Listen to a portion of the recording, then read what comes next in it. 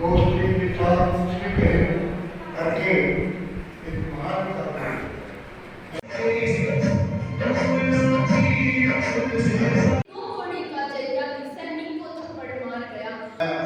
और वाकई इस कार्यक्रम के संयोजक को जिनकी प्यार को और जिनके अपने काम को मना करने का तो मैं क्या कोई भी हिम्मत नहीं कर सकता, जितने प्यार से तुम सबको बुलाते हैं।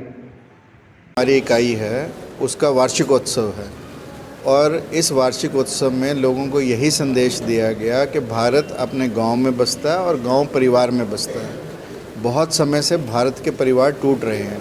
हमारे यहाँ संयुक्त परिवार यानी जॉइंट फैमिली संस्था थी, अब हमारे यहाँ एकल परिवार को बढ़ावा दिया जा रहा है क्योंकि लोग शहरों में जा रहे हैं, नगरों में जा रहे हैं।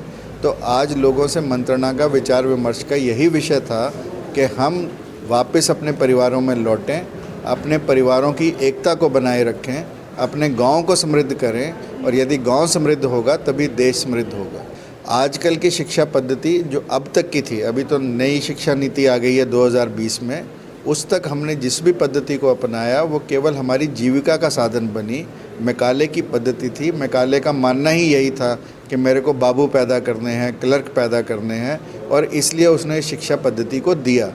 और भारत का ये दुर्भाग्य रहा कि भारत ने उसी शिक्षा पद्धति को अपनाया जो हमारे देश में डिग्रीधारी पैदा कर सकती है, केवल ऐसे लोग पैदा कर सकती है जो बड़े होकर बाबू ही बने।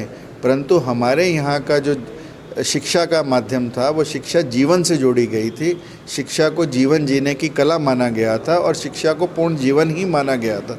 तो आज हमारा यहाँ पर यह भी विचार विमर्श का एक माध्यम था कि हम लोगों को ये बताएं कि शिक्षा के वास्तविक मायने क्या हैं, कि शिक्षा जीविका का साधन नहीं है, शिक्षा जीवन ही है और जीवन को समग्र रूप देने के लिए शिक्षा का प्रयोग होना चाहिए। सरकार से आपने अभी भाषण में मांग की थी कि इस गाँव को भी मजबूत करना चाहिए, इसके बारे में क्या कहेंगे? देखो, गांव भारत में 6.5 लाख के लगभग गांव हैं और गाँव का समृद्ध होना बहुत महत्वपूर्ण है।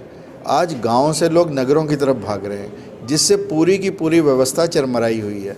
ना तो नगरों में पूर्ण सुविधाएं उपलब्ध होती हैं, जब तक सरकार मान लो 20 एकड़ का सीवरेज बनाती है, इतने में नगर 40 एकड़ में चला जाता है, इतने में 100 एकड़ में चला जाता है। जो भी सुविधाएं सरकार वहां पर जुटाती है वो नगर छोटे पड़ने लगे हैं, नगरों में भीड़ बढ़ने लगी है। परंतु भारत की जब 70% लोग गांव में रहते हैं और यदि हम गांव को समृद्ध करेंगे तो निश्चित तौर पर भारत पूर्ण रूप से समृद्ध होगा, समग्र रूप से समृद्ध होगा।